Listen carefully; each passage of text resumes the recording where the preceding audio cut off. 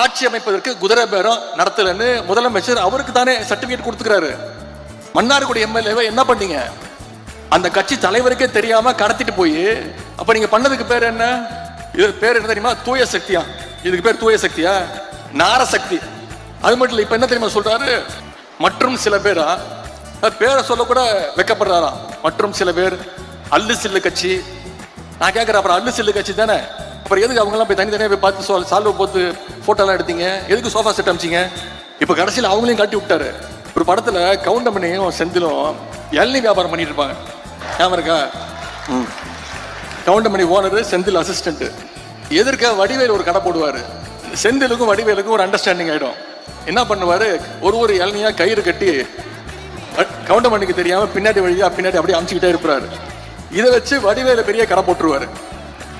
இன்னைக்கு அதைத்தான் இன்னைக்கு தமிழ்நாட்டில் இந்த ஆளுகின்ற கட்சி செஞ்சிட்டு இருக்கு. நாம பெருமையா சொன்னோம், Dravidian model, development model, $1 trillion எக்கானமின்னு பெருமையா சொல்லிட்டு இருந்த தமிழ்நாட்டை இன்னைக்கு சோஃபா மாடல் ஆக்கின பெருமை தான் இன்னைக்கு இந்த ஆட்சிக்கு உண்டு. வேற எந்த செயல்பாடும் கிடையாது, எதுவும் கிடையாது.